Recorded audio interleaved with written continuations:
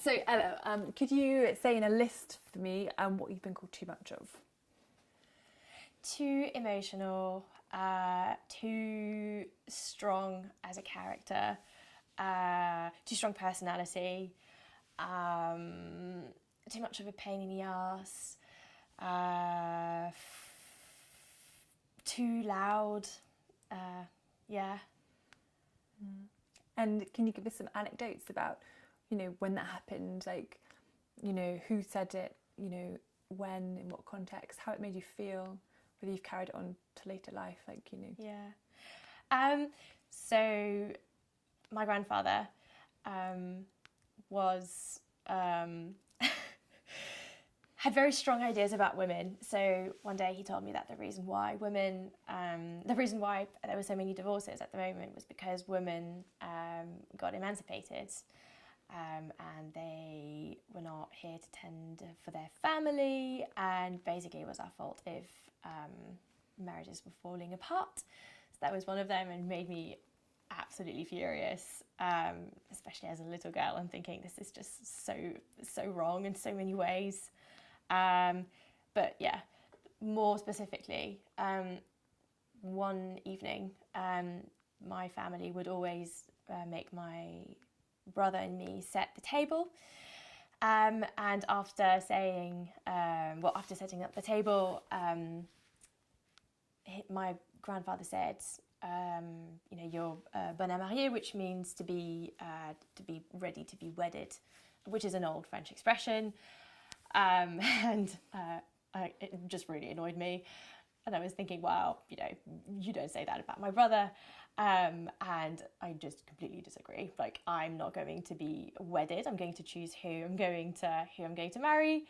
And then he answered something in the lines of, oh, well, the husband who's going to stay with you is just going to have an awful time.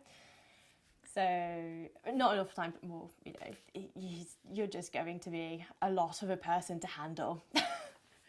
Wow. And how did that make you feel?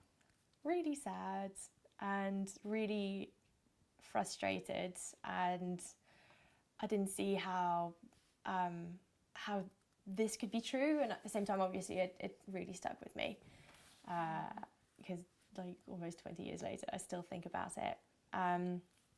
But yeah, I was thinking it's just really unfair, because they didn't say that to my brother. They didn't say that he was good to be wedded, ready to be wedded. So yeah, loads of different conflicting emotions, really. Yeah, absolutely. And has it? Have you carried that thought on in later life? Of like, have you? Do you know? Yeah. Is it? Yeah. I think. I think I've been really confused as a woman for a long time. I was trying to be this very, very strong person, quite masculine. So I did a lot of boxing and martial arts for a very long time, because this is what the men in my family did. And I would always just disagree for the smallest thing, just to show that as a woman you can have an opinion, you can be strong. But at the same time, it made me feel really inadequate, because I know that I'm not like this. I'm also very calm and want peace, and I could not show that side until I actually moved from where I grew up, and just France in general. So yeah. Yeah, absolutely. And now, is there? Yeah. Where did you find that peace and the? When I moved from France. Yeah.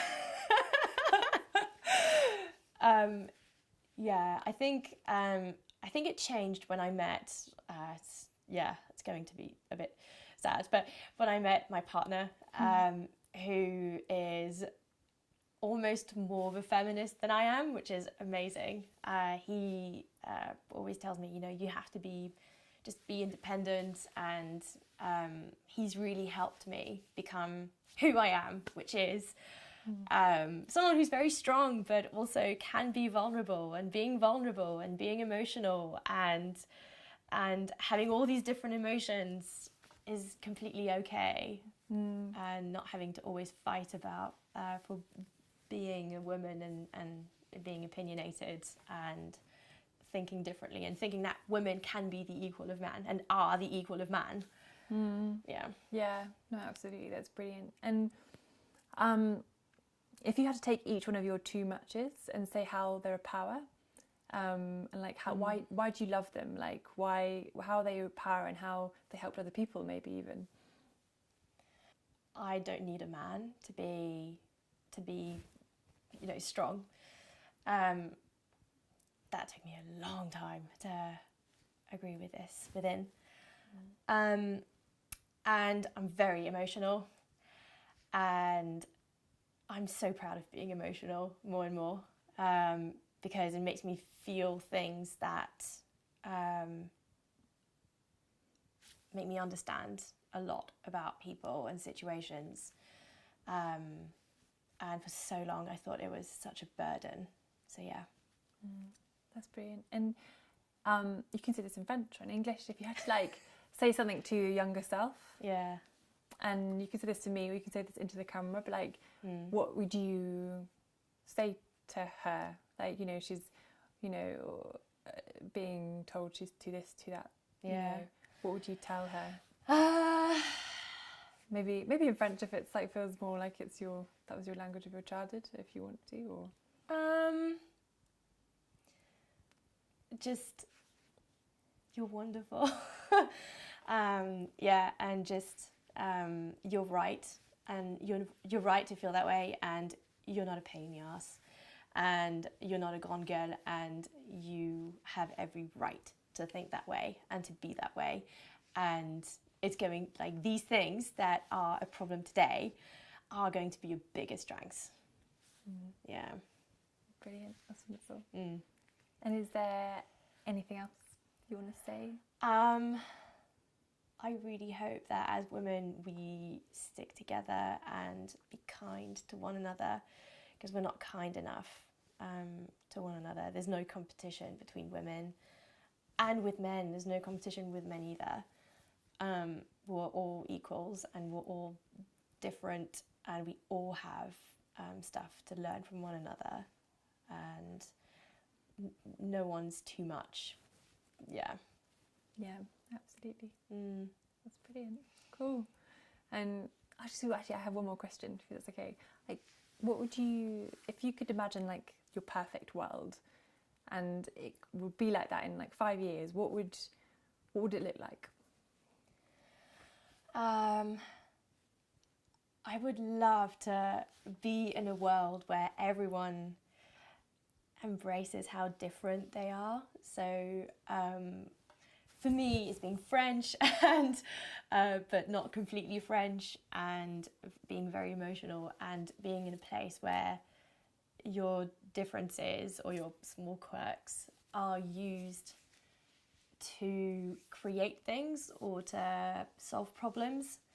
I don't think we do enough of that, especially for women. Women have such a huge power in the workplace that could be used a lot more. And yeah, I just hope that we can get to a place where everyone's differences can be used to create beautiful things. Yeah. Brilliant. And not be siloed.